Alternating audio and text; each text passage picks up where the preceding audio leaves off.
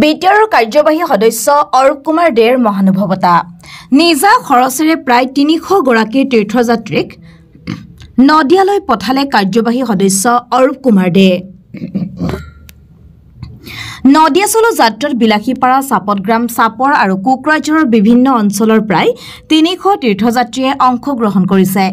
কাৰ্যবাহী সদস্য অৰূপ কুমাৰ দে ৩০০ গৰাকী তীৰ্থযাত্ৰীক নদিয়া ভ্ৰমণ কৰাৰ সুবিধা কৰি দি পুনৰ মহানুভৱতাৰ পৰিচয় দাঙি ধৰিছে। ২২ মাৰ্চত পুনৰ ১৫০ গৰাকী তীৰ্থযাত্ৰীয়ে নদিয়ালৈ ৰাওনা হ'ব আৰু সকলোৱে নৱদ্বীপ মায়াপুৰত হলি খেলিব আৰু হৰিনাম ল'ব।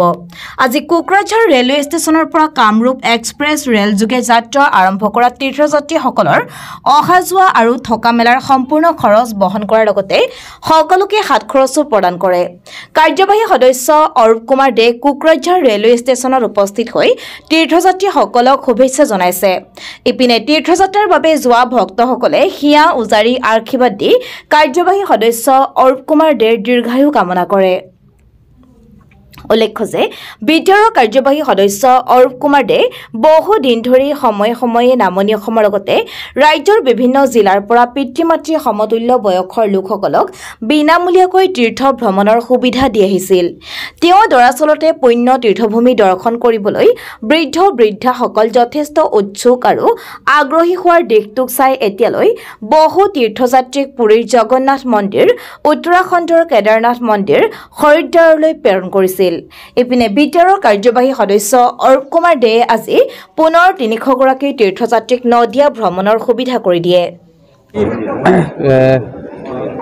আপোনাৰ 15 মাৰ্চ আমাৰ এই ফালৰ পৰা কোকৰাঝাৰ, বিলাসীপাৰা আৰু চাপৰ, চাপতগ্ৰাম এইবিলাক আমাৰ মোটামুটি নদিয়া চলো এটা যাত্ৰা নৱদ্বীপ মায়াপুৰ ইস্কন মন্দিৰ international society of Krishna consciousness. তো দুটা হেৰিত আমি টিকেট কাটিছোঁ দুটা পৰ্চনত, যিহেতু একেলগে 450 তীৰ্থযাত্ৰী একলগত যাব নোৱাৰে, ৰিজাৰ্ভেশ্যন পোৱা নাযায়। সেইকাৰণে আজি নিয়াৰ এবাউট ৩০০ তীৰ্থযাত্ৰী নৱদ্বীপ মায়াপুৰলৈ ৰাওনা হৈ আছে। কামৰূপ এক্সপ্ৰেছেৰে যাব। মই আহিলোঁ ষ্টেচনত তেওঁলোকক মানে শুভেচ্ছা দিবৰ বাবে যে তেওঁলোকে ভালে ভালে তীৰ্থ কৰি আহে। আৰু অহা আকৌ ২২ তাৰিখ ২০০ তীৰ্থযাত্ৰী ১৫০ টোটাল ৪৫০ ১৫০ তীৰ্থযাত্ৰী অহা ২২ তাৰিখ ৰাওনা হ'ব। আৰু এইবুলি ভাবিছোঁ যে যিহেতু হোলী সমাগত, হোলী উৎসৱ আমাৰ ইণ্ডিয়াৰ ভাৰতবৰ্ষত এটা ডাঙৰ উৎসৱ, ফেষ্টিভেল। আৰু এই হোলীৰ দিনা গোটেই বিভিন্ন তীৰ্থধামত ধুনীয়াকৈ হোলী খেলা হয়।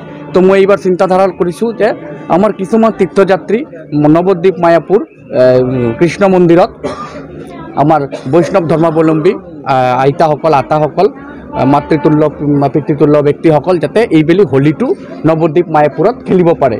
যাৰ কাৰণে অহা ২৫ তাৰিখ ২২ তাৰিখ ৰাওনা হ'ব ১৫০ গৰাকী আৰু ২৫ তাৰিখ ১৫০ গৰাকী তীৰ্থযাত্ৰী তাতে হোলী খেলিব, হৰিনাম ল'ব, তীৰ্থযাত্ৰা ভালকৈ সফলমণ্ডিত কৰি আহিব, সেইটো কামনা কৰিছোঁ। আজি বহুত ভাল লাগিছে। ইলেকশ্যনৰ সমাগত, তেওঁ ইলেকশ্যনৰ আগে কোড অফ কণ্ডাক্ট লগাৰ আগে তেওঁলোক ভালকৈ ঘূৰি ফুৰি আহক, সেইটোৱে মই ভগৱানৰ ওচৰত প্ৰাৰ্থনা কৰিছোঁ, কামনা কৰিছোঁ যে প্ৰত্যেক বছৰ যেনেকুৱা গৈ থাকে আৰু খুব সুশৃংখলভাৱে তেওঁলোকে যায় আৰু খুব ধুনীয়াকৈ কিবা মানে বেয়া নোহোৱাকৈ তেওঁলোকে ঘূৰি আহে। মই এইবুলিও ভগৱানৰ ওচৰত প্ৰাৰ্থনা কৰিছোঁ যে তেখেতসকলে ইমান মানে ধনী ব্যক্তি পৰিয়ালৰ মানুহ নহয়, দুখীয়া দৰিদ্ৰ পৰিয়ালত বিলং কৰে তেওঁলোকে। এই দৰিদ্ৰ পৰিয়ালৰ পৰা বিলং কৰা ব্যক্তিসকলক যাতে অহা দিনত আৰু বিভিন্ন তীৰ্থধামত পঠাব পাৰোঁ, তেওঁলোকৰ মনোকামনা বা কিছুমান অলপ মানে তীৰ্থ কৰাই পেলাই যদি আনন্দ দিব পাৰোঁ, সেইটোৱে কামনাৰে ভগৱানৰ ওচৰত কৰিছোঁ, প্ৰাৰ্থনা কৰিছোঁ। মইতো ক'লোৱেই আপোনাক, কোকৰাঝাৰৰ আছে, বিলাসীপাৰাৰ আছে, চাপতগ্ৰামৰ আছে, চাপৰৰ আছে, বিভিন্ন ঠাইৰ পৰা 450, তাৰে ভিতৰত আজি ৩০০ তীৰ্থযাত্ৰী গৈ আছে আৰু ১৫০ তীৰ্থযাত্ৰী অহা ২২ তাৰিখ যাব।